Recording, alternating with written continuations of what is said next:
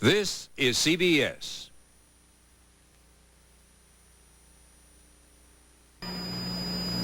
To hijack sounds like early English. It is not. It is early Prohibition. Back in the bootleg era, when a bandit flagged down a truck full of Prohibition booze, he'd shout to the driver, "Hijack." If the man was unwary enough to stop, the highwayman would point his pistol at him and remove the precious cargo of illegal spirits. The age of aviation hijacking began somewhat later in 1959, when 4 Cuban policemen who worked under the Batista regime fled their country by seizing a Cuban airliner with 22 passengers aboard at gunpoint. They forced the plane to fly to Miami. In recent years, the air hijack traffic has been in the opposite direction. Here is the box score.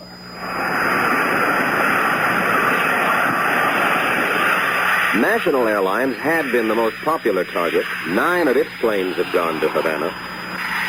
Yesterday, Eastern Airlines had its 9th hijacking. Pan Am has had 2 planes go south, and so has Delta. Northwest, TWA, Southwest, and United have had 1 plane each hijacked. Cleared 7216, ready. Make a slight left turn to clear departure route. I have jet traffic coming off behind you. This is the control tower at Miami International Airport, where most of the hijacked planes were headed. The communications center for the Federal Aviation Administration is close by at Miami Central.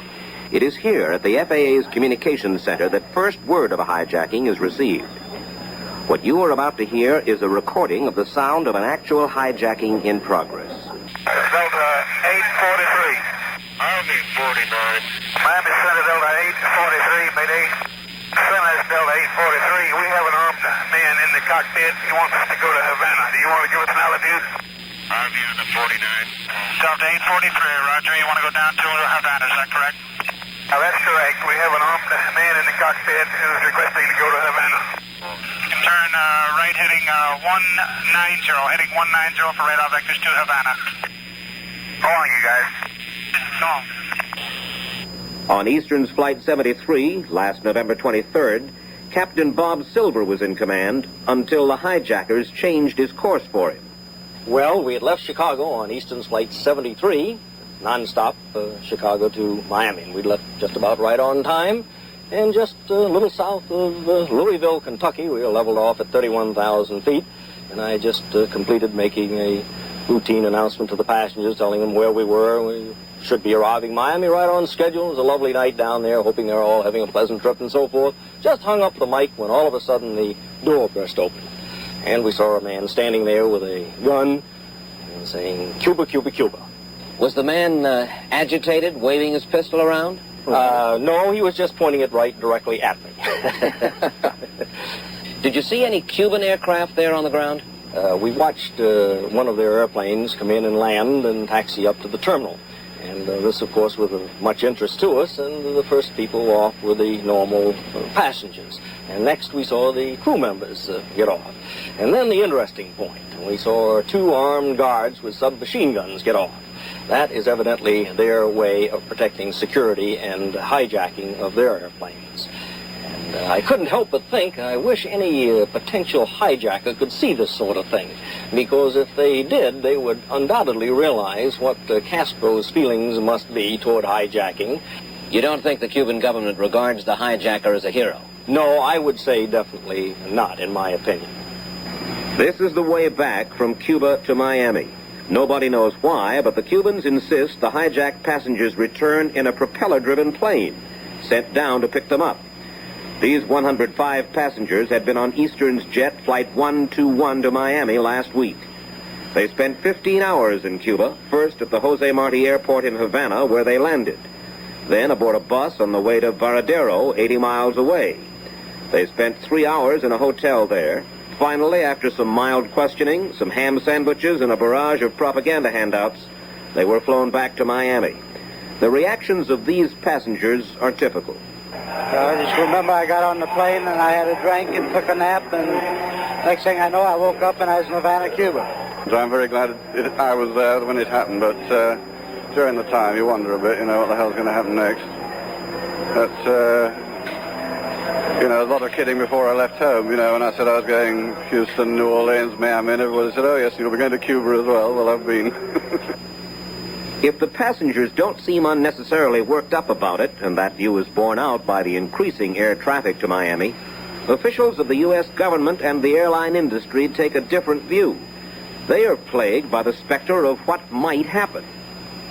Captain Charles Ruby, president of the Airline Pilots Association. We've explored a good many things, and the thing that we're trying to avoid really is a shootout aboard the airplane. Why, what would happen if a shootout took place? Nothing, as long as it didn't strike another passenger or a fuel line or a control cable.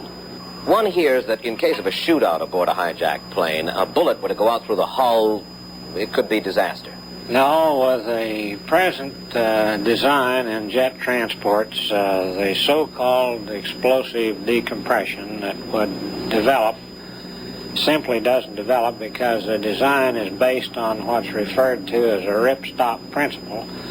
So, sure, a bullet would puncture the skin, but it isn't going to rip a great big hole in the airplane. Have airline pilots come up with any innovations about how to stop hijacking? Oh, sure. You could go for hours on this subject, and the blunt truth of the matter is some of the suggestions would work on some people. For example, everything from mace and hypodermic syringes that are fired from a gun with various chemical agents that have the effect of tranquilizing. This is quite effective on some people very rapidly, and on others it's relatively slow. Well, naturally, we're not in a position at this time to ascertain who's going to react slowly.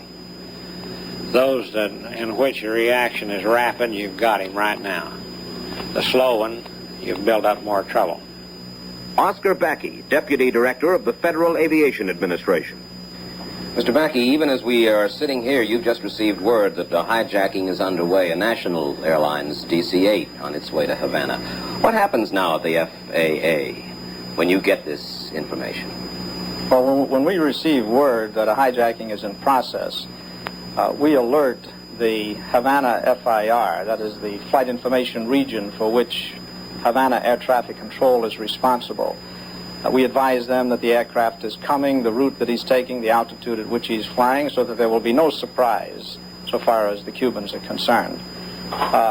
They then pick up control as he enters their jurisdiction, and they continue handling the aircraft to Havana. So we do have that much direct communication with a Cuban government agency. Oh, yes. The cooperation here has been excellent. There's a good deal of talk, Mr. Backey, about the development of detection devices so that you'll be able to find out whether a potential hijacker has a weapon or something of the sort on his person as he boards a plane. What is the value of these detection devices? Well, Mike, we've looked at every detection device available, classified and unclassified. But even if we were to perfect some particular device, its ultimate effect would be only to change the technique of the hijacker. You remember the last hijacker in December never got out of his seat.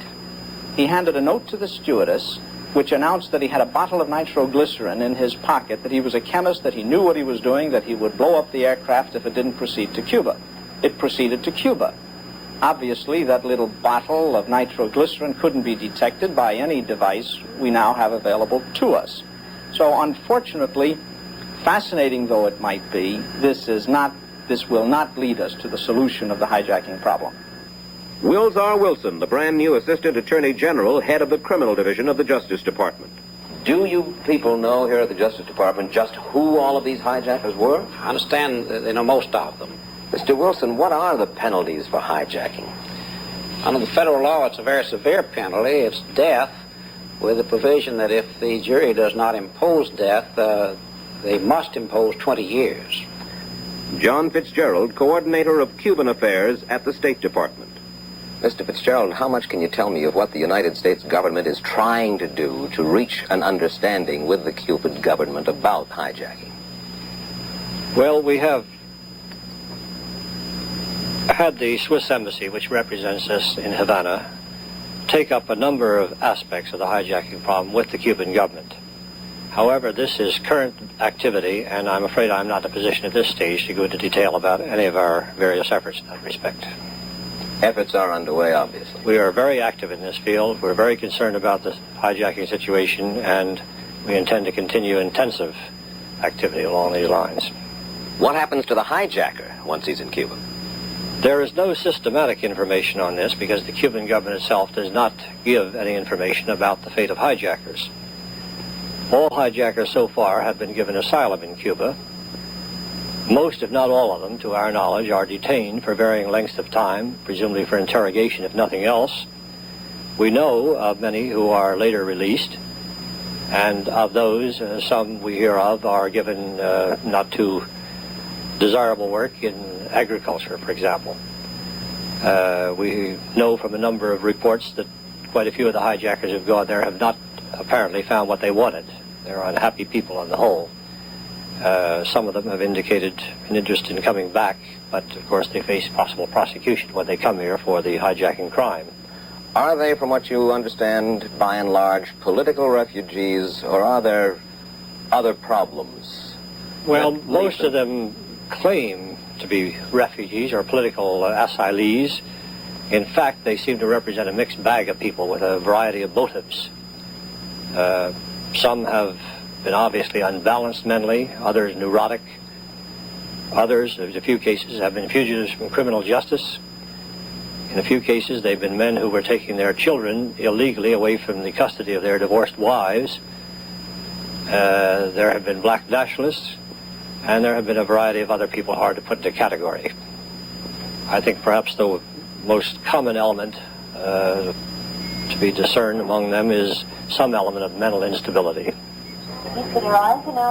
Meantime, the passengers keep coming. Air traffic to Miami keeps rising. No detection device has yet been invented that will single out a hijacker in a crowd like this. And as yet, no diplomatic device has been worked out that will persuade the Cubans to send back our hijackers for prosecution. The Cuban government is said to view the rash of hijackings with mixed emotions. They derive some income from them, not money.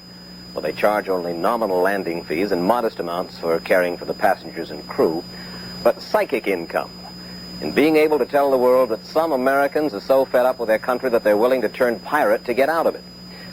But the Cubans worry, too, about the possibility of an accident and its effect on world opinion, about the kind of individual who arrives in Cuba brandishing a pistol. When a hijacker takes control of a plane, he has, momentarily under his command, an instrument worth millions of dollars and the lives of perhaps 100 persons. Psychologists say that is what motivates him, a yearning for a moment of power and glory in a life of failure. It may well be his last moment. In Cuba, he becomes a carefully guarded ward of the state. If he returns here, he faces 20 years in prison or maybe death. The hijacking fad, for it is that, will end, hopefully before something tragic happens.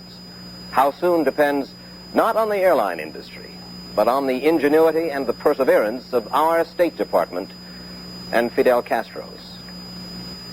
I'm Mike Wallace, and those are some of the stories tonight on 60 Minutes.